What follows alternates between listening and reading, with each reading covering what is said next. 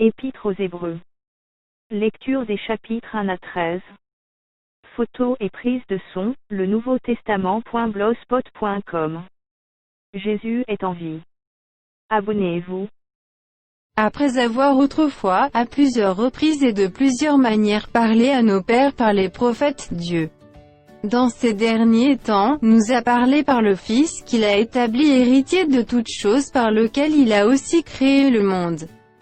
Et qui, étant le reflet de sa gloire et l'empreinte de sa personne, et soutenant toutes choses par sa parole puissante, a fait la purification des péchés et s'est assis à la droite de la majesté divine dans les lieux très hauts. Devenu d'autant supérieur aux anges qu'il a hérité d'un nom plus excellent que le leur. Car auquel des anges Dieu a-t-il jamais dit, « Tu es mon fils, je t'ai engendré aujourd'hui » et encore, « Je serai pour lui un père, et il sera pour moi un fils ». Et lorsqu'il introduit de nouveau dans le monde le premier-né, il dit que tous les anges de Dieu l'adorent. De plus, il dit des anges, celui qui fait de ses anges des vents, et de ses serviteurs une flamme de feu. Mais il a dit au Fils, ton trône, ô Dieu, est éternel, le sceptre de ton règne est un sceptre d'équité. Tu as aimé la justice, et tu as haï l'iniquité, c'est pourquoi, ô Dieu, ton Dieu t'a oint d'une huile de joie au-dessus de tes égaux. Et encore toi, Seigneur, tu as au commencement fondé la terre, et les cieux sont l'ouvrage de tes mains. Ils périront, mais tu subsistes, ils vieilliront tous comme un vêtement.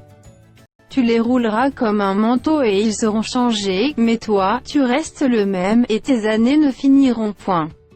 Et auquel des anges a-t-il jamais dit, « Assieds-toi à ma droite, jusqu'à ce que je fasse de tes ennemis ton marchepied » Ne sont-ils pas tous des esprits au service de Dieu, envoyés pour exercer un ministère en faveur de ceux qui doivent hériter du salut?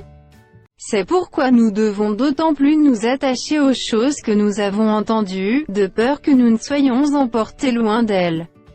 Car, si la parole annoncée par des anges a eu son effet, et si toute transgression et toute désobéissance a reçu une juste rétribution, comment échapperons-nous en négligeant un si grand salut, qui, annoncé d'abord par le Seigneur, nous a été confirmé par ceux qui l'ont entendu? Dieu appuyant leur témoignage par des signes, des prodiges, et divers miracles, et par les dons du Saint-Esprit distribués selon sa volonté. En effet, ce n'est pas à des anges que Dieu a soumis le monde à venir dont nous parlons. Or, quelqu'un a rendu quelque part ce témoignage, qu'est-ce que l'homme, pour que tu te souviennes de lui, ou le Fils de l'homme, pour que tu prennes soin de lui? Tu l'as abaissé pour un peu de temps au-dessous des anges, tu l'as couronné de gloire et d'honneur. Tu as mis toutes choses sous ses pieds. En effet, en lui soumettant toutes choses, Dieu n'a rien laissé qui ne lui fût soumis. Cependant, nous ne voyons pas encore maintenant que toutes choses lui soient soumises. Mais celui qui a été abaissé pour un peu de temps au-dessous des anges, Jésus, nous le voyons couronné de gloire et d'honneur à cause de la mort qu'il a soufferte, afin que, par la grâce de Dieu, il souffrit la mort pour tous. Il convenait, en effet, que celui pour qui et par qui sont toutes choses, et qui voulait conduire à la gloire beaucoup de fils, éleva à la perfection par les souffrances le prince de leur salut. Car celui qui sanctifie et ceux qui sont sanctifiés sont tous issus d'un seul. C'est pourquoi il n'a pas honte de les appeler frères. Lorsqu'il dit, « J'annoncerai ton nom à mes frères, je te célébrerai au milieu de l'assemblée. » Et encore, « Je me confierai en toi. » Et encore, « Me voici, moi et les enfants que Dieu m'a donnés. » Ainsi donc, puisque les enfants participent au sang et à la chair, il y a également participé lui-même, afin que, par la mort, il anéantît celui qui a la puissance de la mort, c'est-à-dire le diable. Et qu'il délivra tous ceux qui par crainte de la mort, étaient toute leur vie retenus dans la servitude. Car assurément ce n'est pas à des anges qu'il vient en aide, mais c'est à la postérité d'Abraham. En conséquence, il a dû être rendu semblable en toutes choses à ses frères, afin qu'il fût un souverain sacrificateur miséricordieux et fidèle dans le service de Dieu, pour faire l'expiation des péchés du peuple. Car, ayant été tenté lui-même dans ce qu'il a souffert, il peut secourir ceux qui sont tentés. C'est pourquoi, frères saints, qui avaient part à la vocation céleste, considérez l'apôtre et le souverain sacrificateur de la foi que nous professons. Jésus, qui a été fidèle à celui qui l'a établi, comme le fut Moïse dans toute sa maison.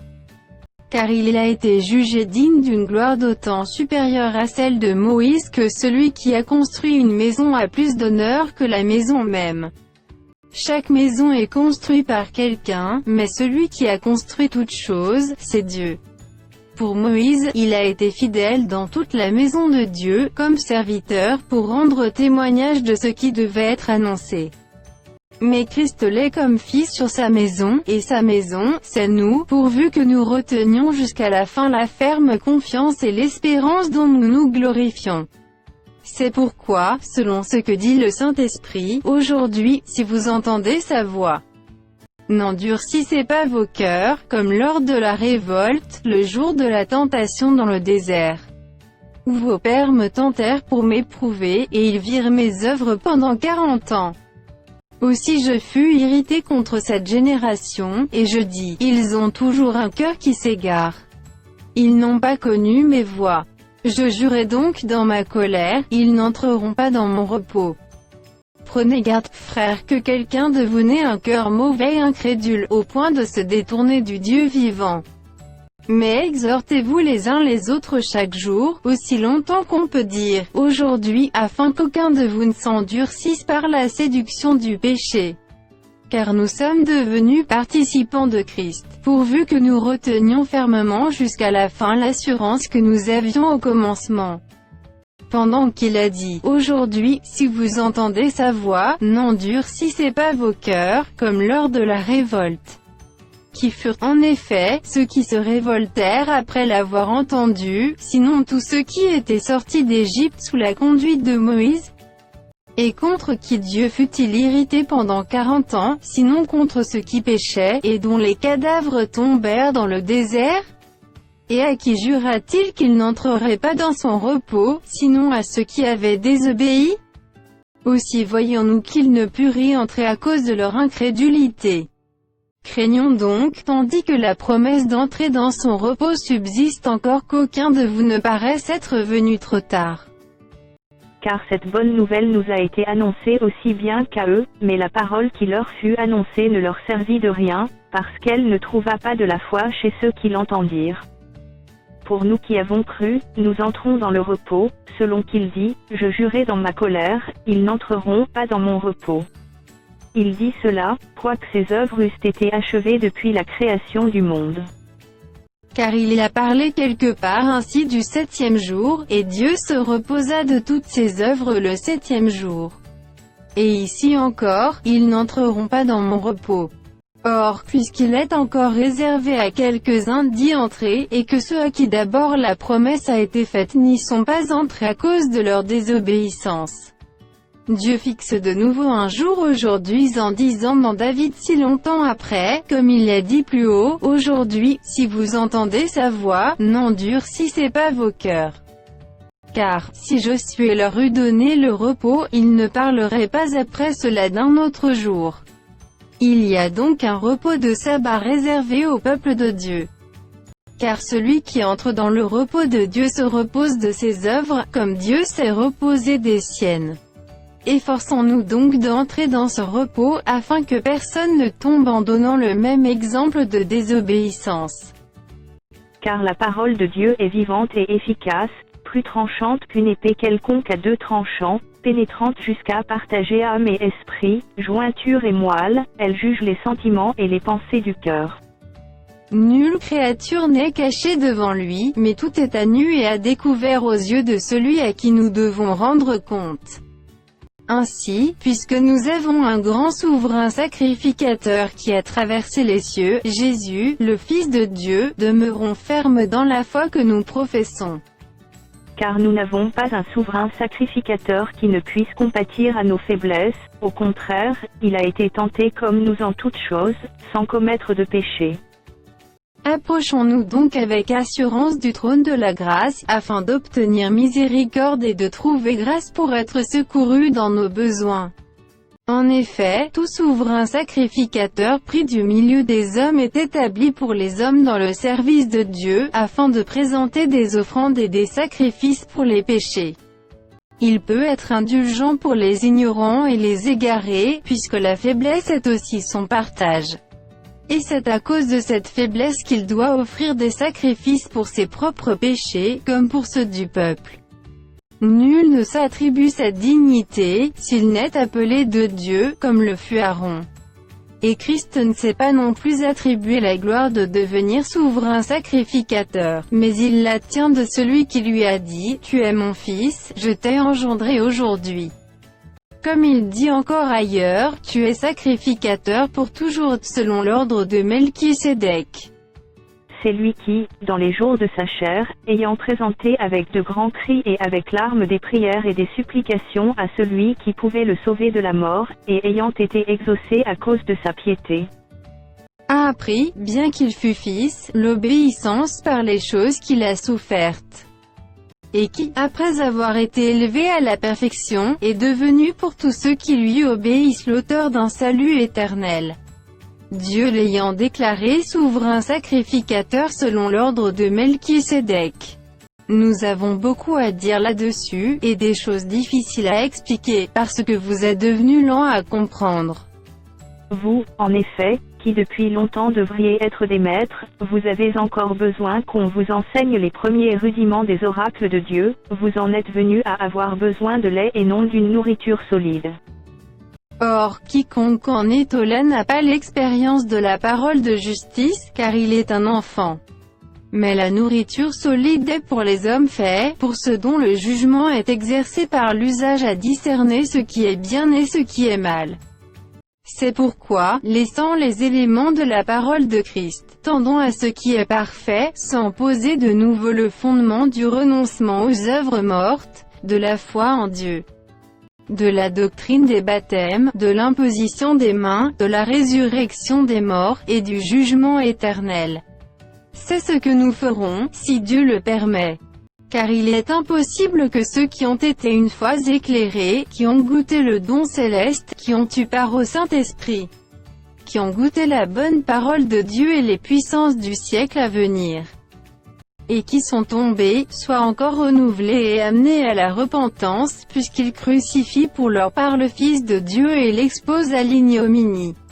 Lorsqu'une terre est abreuvée par la pluie qui tombe souvent sur elle, et qu'elle produit une herbe utile à ceux pour qui elle est cultivée, elle participe à la bénédiction de Dieu. Mais, si elle produit des épines et des chardons, elle est réprouvée et près d'être maudite, et on finit par y mettre le feu. Quoique nous parlions ainsi, bien-aimés, nous attendons, pour ce qui vous concerne, des choses meilleures et favorables au salut. Car Dieu n'est pas injuste pour oublier votre travail et l'amour que vous avez montré pour son nom, ayant rendu et rendant encore des services aux saints. Nous désirons que chacun de vous montre le même zèle pour conserver jusqu'à la fin une pleine espérance, en sorte que vous ne vous relâchiez point, et que vous imitiez ceux qui, par la foi et la persévérance, héritent des promesses. Lorsque Dieu fit la promesse à Abraham, ne pouvant jurer par un plus grand que lui, il jura par lui-même, et dit, « Certainement je te bénirai et je multiplierai ta postérité. » Et c'est ainsi qu'Abraham, ayant persévéré, obtint l'effet de la promesse. Or les hommes jurent par celui qui est plus grand qu'eux, et le serment est une garantie qui met fin à tous leurs différends. C'est pourquoi Dieu, voulant montrer avec plus d'évidence aux héritiers de la promesse l'immutabilité de sa résolution, intervint par un serment, afin que, par deux choses immuables, dans lesquelles il est impossible que Dieu mente, nous trouvions un puissant encouragement, nous dont le seul refuge a été de saisir l'espérance qui nous était proposée. Cette espérance, nous la possédons comme une encre de l'âme, sûre et solide, elle pénètre au-delà du voile. Là où Jésus est entré pour nous comme précurseur, ayant été fait souverain sacrificateur pour toujours selon l'ordre de Melchisédek. En effet, ce Melchisédek, roi de Salem, sacrificateur du Dieu Très-Haut, qui alla au-devant d'Abraham lorsqu'il revenait de la défaite des rois, qui le bénit. et à qui Abraham donna la dîme de tout, qui est d'abord roi de justice, d'après la signification de son nom, ensuite roi de Salem, c'est-à-dire roi de paix. Qui est sans père, sans mère, sans généalogie, qui n'a ni commencement de jour ni fin de vie, mais qui est rendu semblable au Fils de Dieu, ce Melchizedek demeure sacrificateur à perpétuité. Considérez combien est grand celui auquel le patriarche Abraham donna la dîme du butin. Ceux des fils de Lévi qui exercent le sacerdoce ont, d'après la loi, l'ordre de lever la dîme sur le peuple, c'est-à-dire, sur leurs frères qui cependant sont issus des reins d'Abraham. Et lui, qui ne tirait pas de son origine, il leva la dîme sur Abraham, et il bénit celui qui avait les promesses. Or c'est sans contredit l'inférieur qui est béni par le supérieur. Et ici, ceux qui perçoivent la dîme sont des hommes mortels, mais là, c'est celui dont il est attesté qu'il est vivant. De plus, Lévi, qui perçoit la dîme, l'a payée, pour ainsi dire par Abraham. Car il était encore dans les reins de son père, lorsque Melchisédek alla au-devant d'Abraham. Si donc la perfection avait été possible par le sacerdoce lévitique, car c'est sur ce sacerdoce que repose la loi donnée au peuple, qu'était-il encore besoin qu'il parût un autre sacrificateur selon l'ordre de Melchisédek, et non selon l'ordre d'Aaron? Car, le sacerdoce étant changé, nécessairement aussi il y a un changement de loi. En effet, celui de qui ces choses sont dites appartient à une autre tribu, dont aucun membre n'a fait le service de l'autel. Car il est notoire que notre Seigneur est sorti de Juda, tribu dont Moïse n'a rien dit pour ce qui concerne le sacerdoce. Cela devient plus évident encore quand il paraît un autre sacrificateur à la ressemblance de Melchisédek. Institué, non d'après la loi d'une ordonnance charnelle, mais selon la puissance d'une vie impérissable. Car ce témoignage lui est rendu, tu es sacrificateur pour toujours selon l'ordre de Melchisédek. Il y a ainsi abolition d'une ordonnance antérieure, à cause de son impuissance et de son inutilité. Car la loi n'a rien amené à la perfection, et introduction d'une meilleure espérance par laquelle nous nous approchons de Dieu. Et comme cela n'a pas eu lieu sans serment. Car, tandis que les Lévites sont devenus sacrificateurs sans serment, Jésus l'est devenu avec serment par celui qui lui a dit, le Seigneur a juré, et il ne se repentira pas, tu es sacrificateur pour toujours, selon l'ordre de Melchisédek. Jésus est par cela même le garant d'une alliance plus excellente. De plus, il y a eu des sacrificateurs en grand nombre, parce que la mort les empêchait d'être permanents. Mais lui, parce qu'il demeure éternellement, possède un sacerdoce qui n'est pas transmissible. C'est aussi pour cela qu'il peut sauver parfaitement ceux qui s'approchent de Dieu par lui, étant toujours vivant pour intercéder en leur faveur. Il nous convenait, en effet, d'avoir un souverain sacrificateur comme lui, saint, innocent, sans tache, séparé des pécheurs, et plus élevé que les cieux. Qui n'a pas besoin, comme les souverains sacrificateurs, d'offrir chaque jour des sacrifices, d'abord pour ses propres péchés, ensuite pour ceux du peuple, car ceci, il l'a fait une fois pour toutes en s'offrant lui-même. En effet, la loi établit souverain sacrificateur des hommes sujets à la faiblesse, mais la parole du serment qui a été fait après la loi établit le Fils, qui est parfait pour l'éternité. Le point capital de ce qui vient d'être dit, c'est que nous avons un tel souverain sacrificateur qui s'est assis à la droite du trône de la majesté divine dans les cieux. Comme ministre du sanctuaire et du véritable tabernacle qui a été dressé par le Seigneur et non par un homme. Tout souverain sacrificateur est établi pour présenter des offrandes et des sacrifices, d'où il est nécessaire que celui-ci ait aussi quelque chose à présenter. S'il était sur la terre, il ne serait pas même sacrificateur, puisque là sont ceux qui présentent les offrandes selon la loi. Lesquels célèbrent un culte, image et ombre des choses célestes, selon que Moïse en fut divinement averti lorsqu'il allait construire le tabernacle, aie soin, lui fut-il dit, de faire tout d'après le modèle qui t'a été montré sur la montagne. Mais maintenant il a obtenu un ministère d'autant supérieur qu'il est le médiateur d'une alliance plus excellente qui a été établie sur de meilleures promesses. En effet, si la première alliance avait été sans défaut, il n'aurait pas été question de la remplacer par une seconde. Car c'est avec l'expression d'un blâme que le Seigneur dit à Israël, « Voici, les jours viennent, dit le Seigneur, où je ferai avec la maison d'Israël et la maison de Juda une alliance nouvelle. Non comme l'alliance que je traitais avec leur père, le jour où je les saisis par la main pour les faire sortir du pays d'Égypte, car ils n'ont pas persévéré dans mon alliance, et moi aussi je ne me suis pas soucié d'eux, dit le Seigneur. Mais voici l'alliance que je ferai avec la maison d'Israël, après ces jours-là, dit le Seigneur, je mettrai mes lois dans leur esprit, je les écrirai dans leur cœur, et je serai leur Dieu, et ils seront mon peuple. Aucun n'enseignera plus son concitoyen, ni aucun son frère, en disant, connais le Seigneur. Car tous me connaîtront, depuis le plus petit jusqu'au plus grand d'entre eux.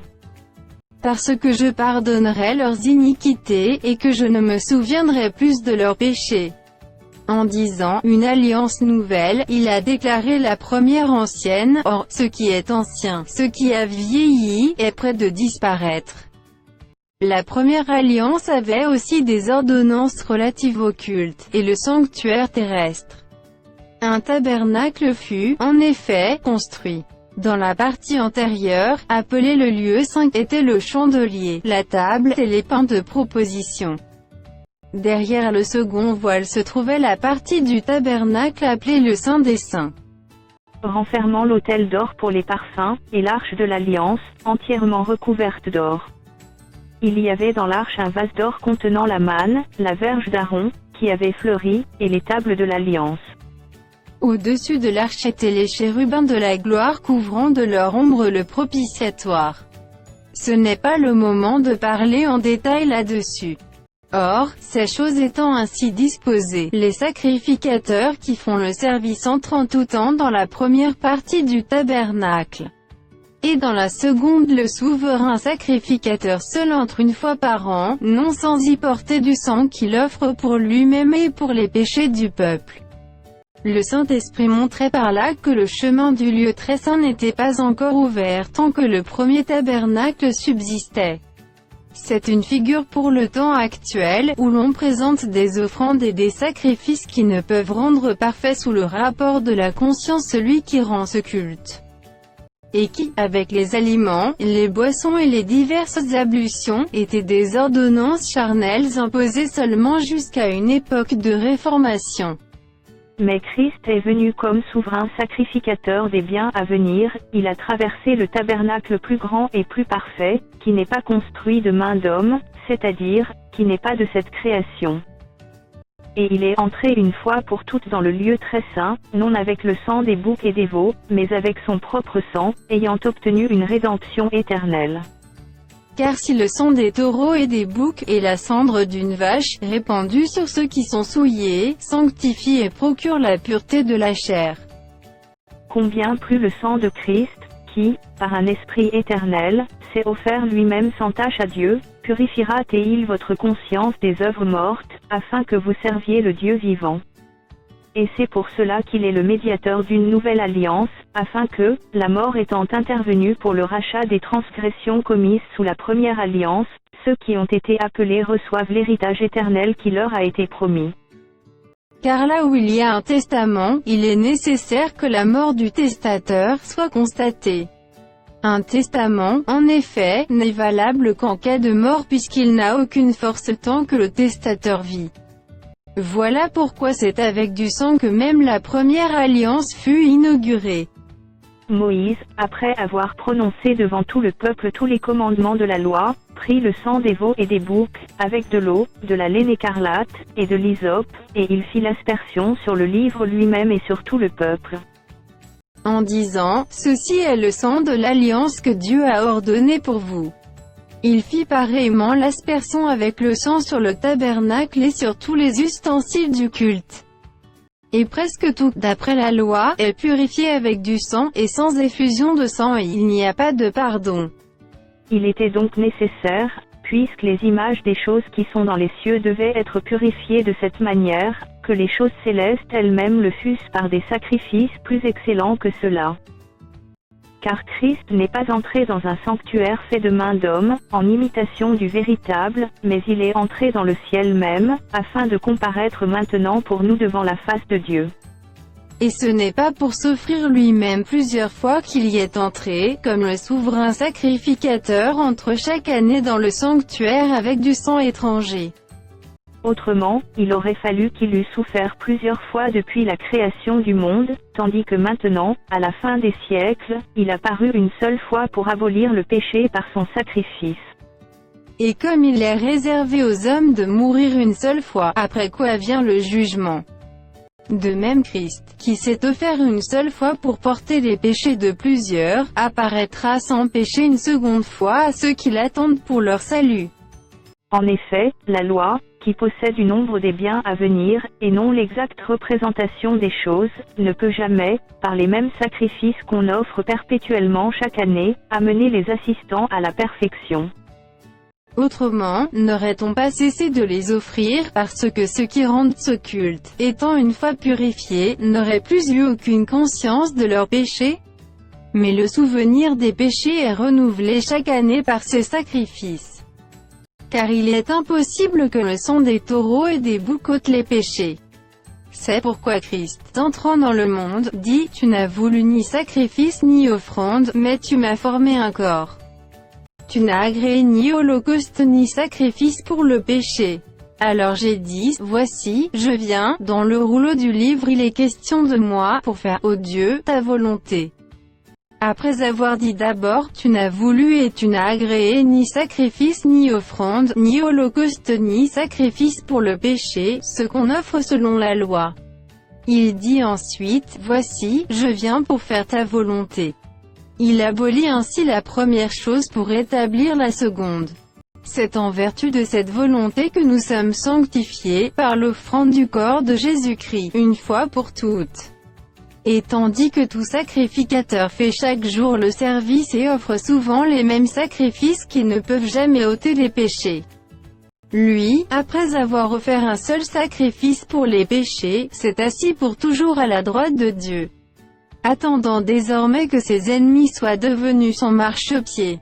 Car par une seule offrande, il a amené à la perfection pour toujours ceux qui sont sanctifiés. C'est ce que le Saint-Esprit nous atteste aussi, car, après avoir dit « Voici l'alliance que je ferai avec eux, après ces jours-là, dit le Seigneur, je mettrai mes lois dans leur cœur, et je les écrirai dans leur esprit, il ajoute. Et je ne me souviendrai plus de leurs péchés ni de leurs iniquités. Or, là où il y a pardon des péchés, il n'y a plus d'offrande pour le péché. Ainsi donc, frères, puisque nous avons, au moyen du sang de Jésus, une libre entrée dans le sanctuaire, par la route nouvelle et vivante qu'il a inaugurée pour nous au travers du voile, c'est-à-dire, de sa chair. Et puisque nous avons un souverain sacrificateur établi sur la maison de Dieu, approchons-nous avec un cœur sincère, dans la plénitude de la foi, les cœurs purifiés d'une mauvaise conscience, et le corps lavé d'une eau pure. Retenons fermement la profession de notre espérance, car celui qui a fait la promesse est fidèle. Veillons les uns sur les autres, pour nous exciter à la charité et aux bonnes œuvres. N'abandonnons pas notre assemblée, comme c'est la coutume de quelques-uns, mais exhortons-nous réciproquement, et cela d'autant plus que vous voyez s'approcher le jour. Car, si nous péchons volontairement après avoir reçu la connaissance de la vérité, il ne reste plus de sacrifice pour les péchés, mais une attente terrible du jugement et l'ardeur d'un feu qui dévorera les rebelles. Celui qui a violé la loi de Moïse meurt sans miséricorde, sur la déposition de 2 ou de 3 témoins.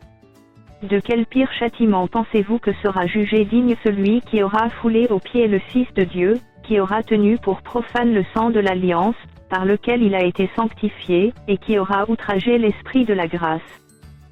Car nous connaissons celui qui a dit « À moi la vengeance, à moi la rétribution ». Et encore, le Seigneur jugera son peuple. C'est une chose terrible que de tomber entre les mains du Dieu vivant. Souvenez-vous de ces premiers jours, où, après avoir été éclairés, vous avez soutenu un grand combat au milieu des souffrances. D'une part exposé comme en spectacle aux opprobres et aux tribulations, et de l'autre, vous associant à ceux dont la position était la même.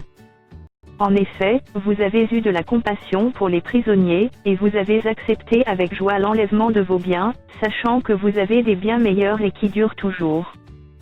N'abandonnez donc pas votre assurance, à laquelle est attachée une grande rémunération.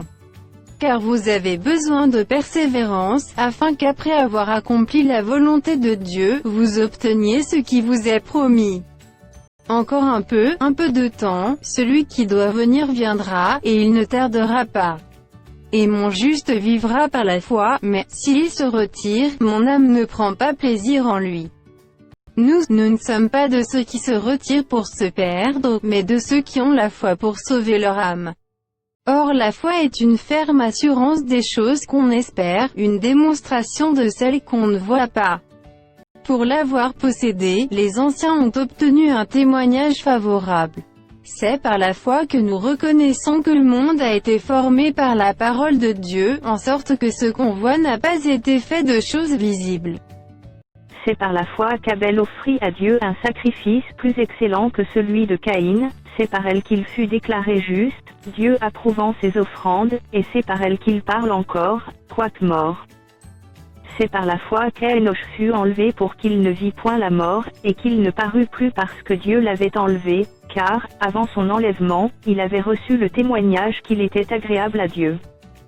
Or sans la foi il est impossible de lui être agréable, car il est faux que celui qui s'approche de Dieu croit que Dieu existe et qu'il est le rémunérateur de ceux qui le cherchent.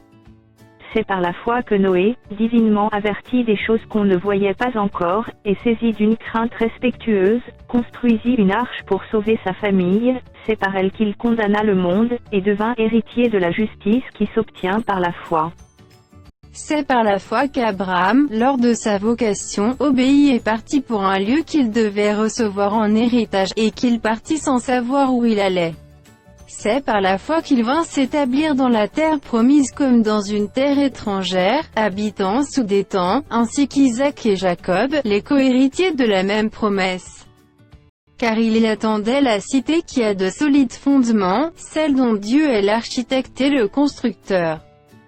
C'est par la foi que Sarah elle-même, malgré son âge avancé, fut rendue capable d'avoir une postérité, parce qu'elle crut à la fidélité de celui qui avait fait la promesse. C'est pourquoi d'un seul homme, déjà usé de corps, naquit une postérité nombreuse comme les étoiles du ciel, comme le sable qui est sur le bord de la mer et qu'on ne peut compter. C'est dans la foi qu'ils sont tous morts, sans avoir obtenu les choses promises, mais ils les ont vues et saluées de loin, reconnaissant qu'ils étaient étrangers et voyageurs sur la terre. Ceux qui parlent ainsi montrent qu'ils cherchent une patrie. S'ils avaient eu en vue celle d'où ils étaient sortis, ils auraient eu le temps d'y retourner. Mais maintenant ils en désirent une meilleure, c'est-à-dire une céleste. C'est pourquoi Dieu n'a pas honte d'être appelé leur Dieu, car il leur a préparé une cité.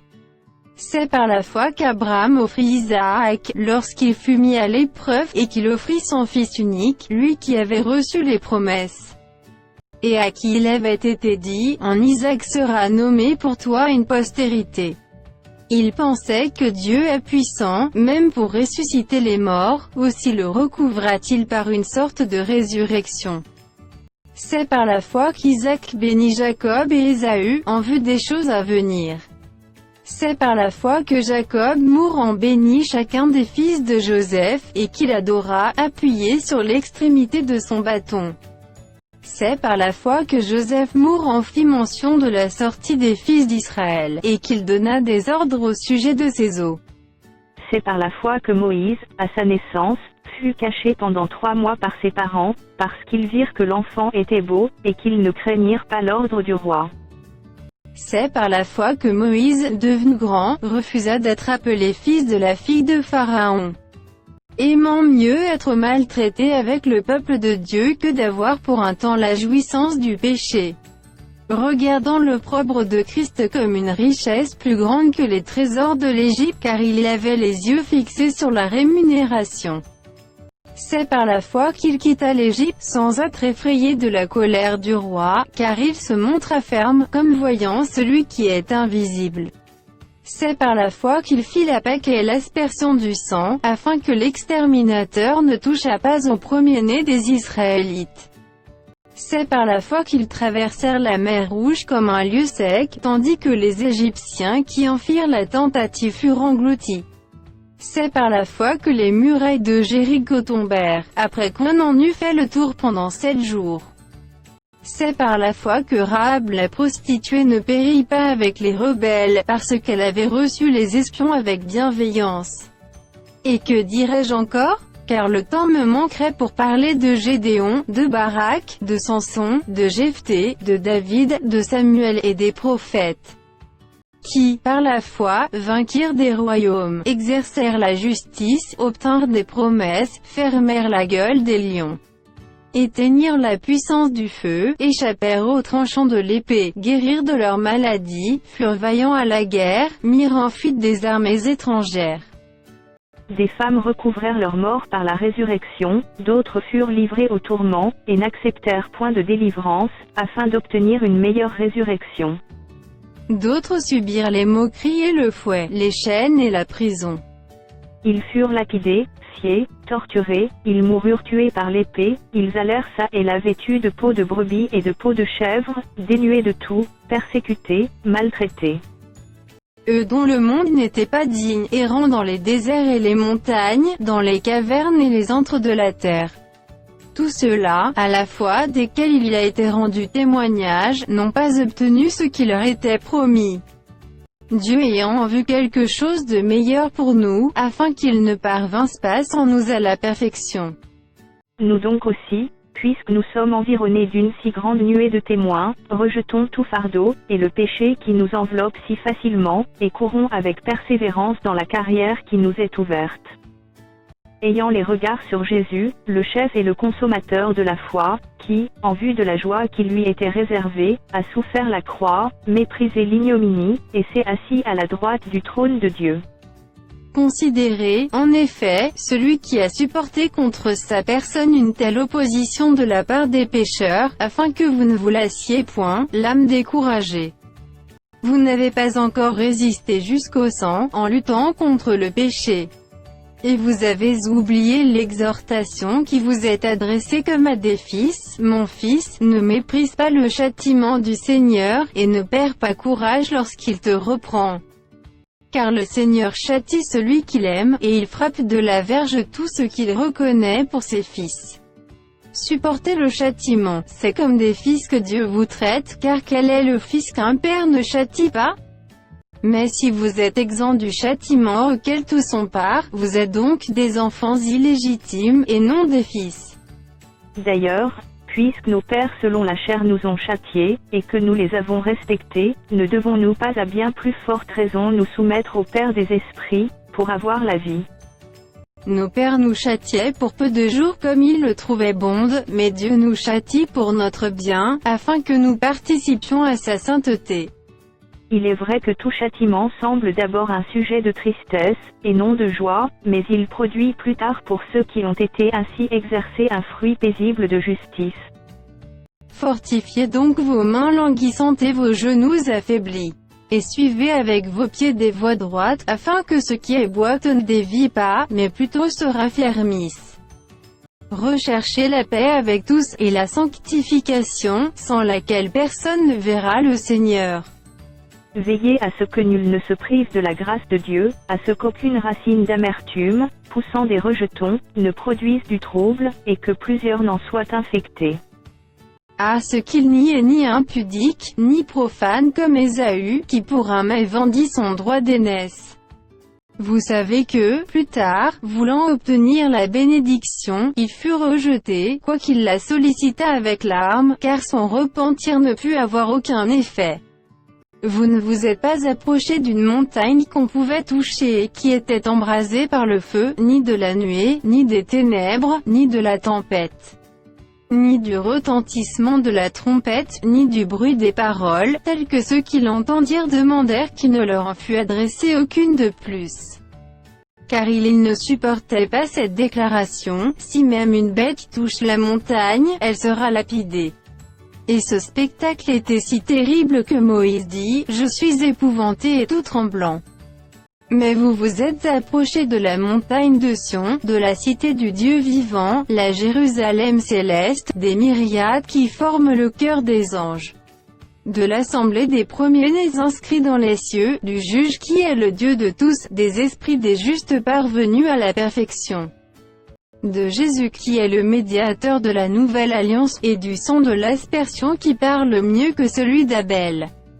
Gardez-vous de refuser d'entendre celui qui parle, car si ceux-là n'ont pas échappé qui refusèrent d'entendre celui qui publiait les oracles sur la terre, combien moins échapperons-nous, si nous nous détournons de celui qui parle du haut des cieux. Lui, dont la voix alors ébranla la terre, et qui maintenant a fait cette promesse, une fois encore j'ébranlerai non seulement la terre, mais aussi le ciel. Ces mots, une fois encore, indiquent le changement des choses ébranlées comme étant fait pour un temps, afin que les choses inébranlables subsistent. C'est pourquoi, recevant un royaume inébranlable, montrons notre reconnaissance en rendant à Dieu un culte qui lui soit agréable, avec piété et avec crainte. Car notre Dieu est aussi un feu dévorant. Persévérez dans l'amour fraternel. N'oubliez pas l'hospitalité, car, en l'exerçant, quelques-uns ont logé des anges, sans le savoir. Souvenez-vous des prisonniers comme si vous étiez aussi prisonniers, de ceux qui sont maltraités, comme étant aussi vous-même dans un corps. Que le mariage soit honoré de tous, et le lit conjugal exempt de souillure, car Dieu jugera les impudiques et les adultères. Ne vous livrez pas à l'amour de l'argent, contentez-vous de ce que vous avez, car Dieu lui-même a dit, « Je ne te délaisserai point, et je ne t'abandonnerai point ». C'est donc avec assurance que nous pouvons dire, « Le Seigneur est mon aide, je ne craindrai rien, que peut me faire un homme ?» Souvenez-vous de vos conducteurs qui vous ont annoncé la parole de Dieu, considérez quelle a été la fin de leur vie, et imitez leur foi. Jésus-Christ est le même hier, aujourd'hui et éternellement. Ne vous laissez pas entraîner par des doctrines diverses et étrangères, car il est bon que le cœur soit affermi par la grâce, et non par des aliments qui n'ont servi de rien à ceux qui s'y sont attachés. Nous avons un autel dont ceux qui font le service au tabernacle n'ont pas le pouvoir de manger. Les corps des animaux, dont le sang est porté dans le sanctuaire par le souverain sacrificateur pour le péché, sont brûlés hors du camp. C'est pour cela que Jésus aussi, afin de sanctifier le peuple par son propre sang, a souffert hors de la porte. Sortons donc pour aller à lui, hors du camp, en portant son opprobre. Car nous n'avons point ici-bas de cité permanente, mais nous cherchons celle qui est à venir. Par lui, offrons sans cesse à Dieu un sacrifice de louange, c'est-à-dire le fruit de lèvres qui confesse son nom. Et n'oubliez pas la bienfaisance et la libéralité, car c'est à de tels sacrifices que Dieu prend plaisir. Obéissez à vos conducteurs et ayez pour eux de la déférence, car ils veillent sur vos âmes comme devant en rendre compte, qu'il en soit ainsi, afin qu'ils le fassent avec joie, et non en gémissant, ce qui ne vous serait d'aucun avantage. Priez pour nous, car nous croyons avoir une bonne conscience, voulant en toutes choses nous bien conduire. C'est avec instance que je vous demande de le faire, afin que je vous sois rendu plus tôt. Que le Dieu de paix, qui a ramené d'entre les morts le grand pasteur des brebis, par le sang d'une alliance éternelle, notre Seigneur Jésus, vous rende capable de toute bonne œuvre pour l'accomplissement de sa volonté, et fasse en vous ce qui lui est agréable, par Jésus-Christ, auquel soit la gloire au siècle des siècles. Amen. Je vous prie, frères, de supporter ces paroles d'exhortation, car je vous ai écrit brièvement. Sachez que notre frère Timothée a été relâché, s'il vient bientôt, j'irai vous voir avec lui. Saluez tous vos conducteurs, et tous les saints. Ce dit Ali vous salue. Que la grâce soit avec vous tous. Amen.